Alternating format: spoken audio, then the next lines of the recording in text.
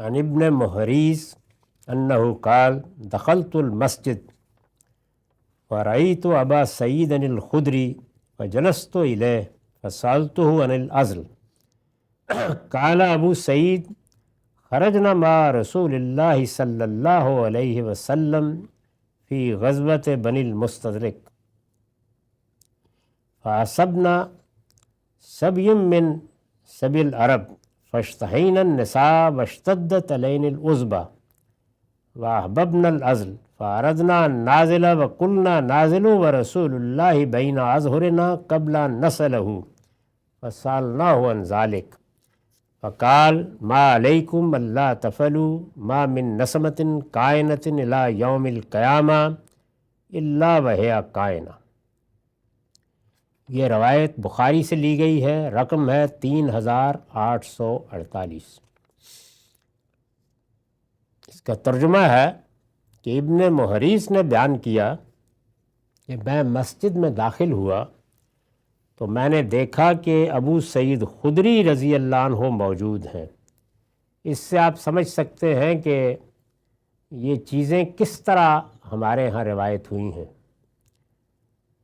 یہ خیال اچھی طرح ذہن نشین کر لینا چاہیے کہ رسالت مآب صلی اللہ علیہ وسلم کا جو کچھ بھی دین سے متعلق علم تھا وہ آپ نے قرآن کی صورت میں ہمیں دے دیا، سنت کی صورت میں منتقل ہو گیا۔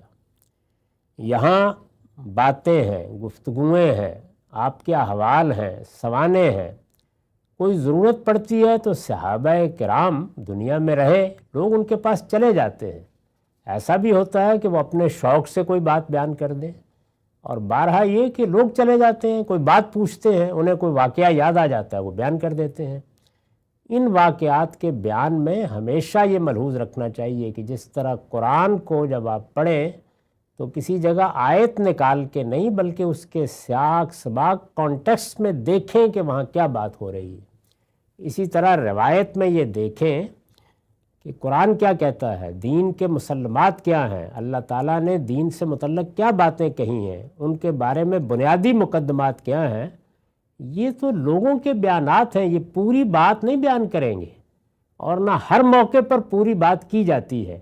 مخاطب کے لحاظ سے کوئی ایک بات بعض موقعوں پہ کہہ دی جاتی ہے، وہ روایت ہو جاتی ہے۔ تو یہ میں نے اس لیے عرض کیا کہ یہ مسجد میں گئے ہیں، وہاں انہوں نے دیکھا کہ ابو سعید خدری موجود ہیں، یہ رسول اللہ صلی اللہ علیہ وسلم کے صحابہ میں سے ہیں۔ تو صحابہ جہاں بھی ملیں گے، اگر ہمیں بھی ملتے تو کوئی نہ کوئی بات تو پوچھیں گے، چاہے اگر کوئی مسئلہ نہیں بھی درپیش ہوگا تو اپنے شوق سے ہی پوچھیں گے کہ تم نے حضور کو دیکھا تھا، بات کیسے کی تھی، کوئی واقعہ سناؤ، یہ ہوتا تھا۔ تو یہ کہتے ہیں کہ میں ان کے پاس بیٹھ گیا اور ان سے عزل کے متعلق سوال کیا۔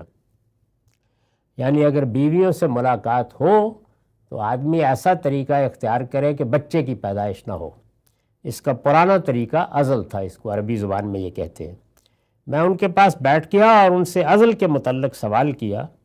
انہوں نے بتایا کہ ہم رسول اللہ صلی اللہ علیہ وسلم کے ساتھ غزوہ بنی المستدلق کے لیے نکلے۔ اس غزوے میں ہمیں اہل عرب کے کچھ قیدی ملے۔ اس وقت ہمیں عورتوں کی خواہش ہو رہی تھی اور ان کے بغیر رہنا سخت مشکل ہو گیا تھا۔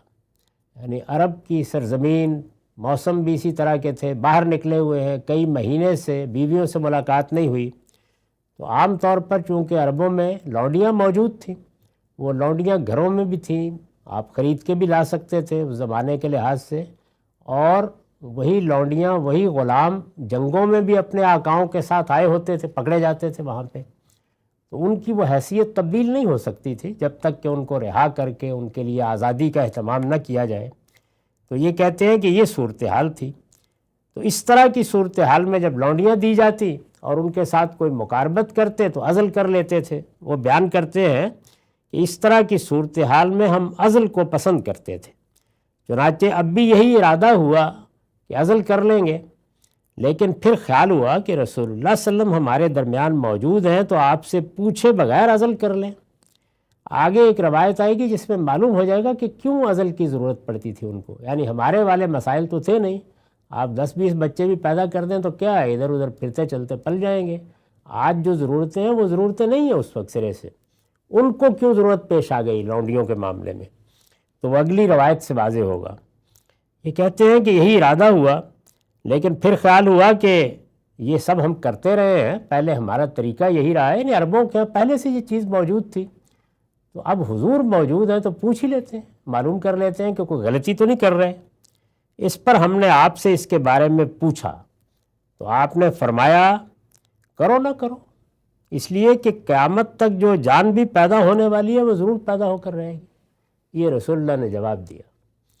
یہی جواب دینا چاہیے تھا آپ کو، اس لیے کہ پیغمبر تدبیریں بتانے کے لیے نہیں آتے، وہ اس استحضار کے لیے آتے ہیں کہ جو جی چاہے کرو، علاج کراؤ تمہارا فرض ہے کہ کراؤ، کھیتی بونے کے لیے جاؤ تمہاری ذمہ داری ہے کہ بو، لیکن اللہ کیا کہے گا، انتم تزرعون ام نحن الزارعون، یہ کھیتی تم نے بوئی ہے، تم نے نلائی کی ہے، تم نے زمین بنائی ہے، تم نے بیج بویا ہے، ہرگز نہیں، میں نے بویا ہے۔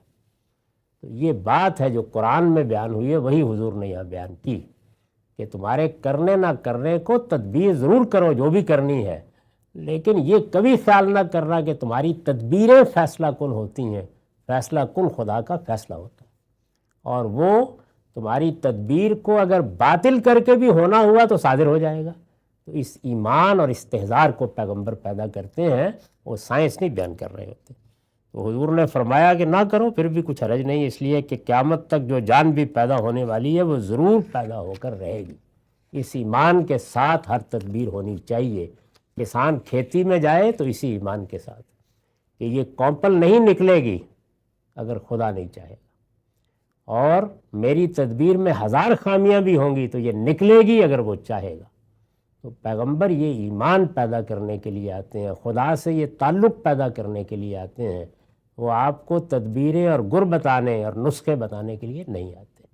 وہ پوچھئے ان سے جو کسان کی حیثیت سے فصل گاہنے کی مہارت رکھتے ہیں، اور علاج کے لیے ان کے پاس جائیے کہ جن کو اللہ تعالیٰ نے طب کا علم دیا ہے، اور تدبیریں کیجئے کیونکہ تدبیریں ہی ہیں، لیکن جو تدبیروں کے نتائج ہیں وہ ایک بندہ مومن ہمیشہ اپنے رب سے متعلق کرتا ہے، اور اس کی آخری شان وہ ہے جو سورہ انفال میں بیان ہوئی ہے کہ جب حضور نے پتھر پھینکے، صحابہ نے قتل کیا، اللہ تعالیٰ نے فرمایا کہ تم نے بالکل قتل نہیں کیا، ہم نے کیا، تم نے کوئی پتھر نہیں پھینکا، تو میں نے پھینکا ہے۔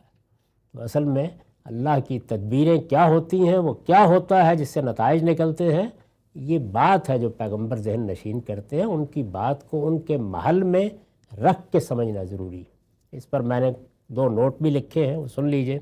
ایک تو اس میں عورتوں کا ذکر آ گیا، تو اس کا مطلب کیا ہے، یعنی اگر قیدیوں میں لونڈیاں بھی ہوئیں اور لڑنے والوں کو دے دی گئی، اسی طرح دے دی جاتی تھی، یعنی جس طریقے سے وہ پہلے اپنے آقاؤں کے ہاں لونڈیاں ہیں، اس قبیلے میں ہیں، اسی طریقے سے اگر جنگ ہوگی، پکڑے جائیں گے تو ادھر بھی دے دی جائیں گے۔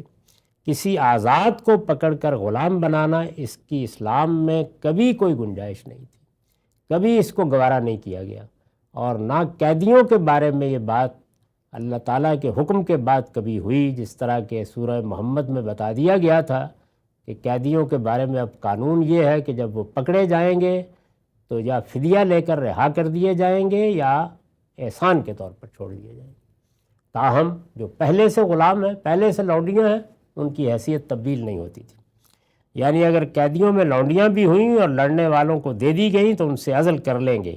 یہ اس لیے فرمایا کہ لونڈی غلام اس زمانے کی جنگوں میں اپنے آقاؤں کے ساتھ لازماً شریک ہوتے تھے، موجود ہوتے تھے وہ، اور بالکل مال غنیمت کی طرح وہ ایک مال تھا، بکتے تھے۔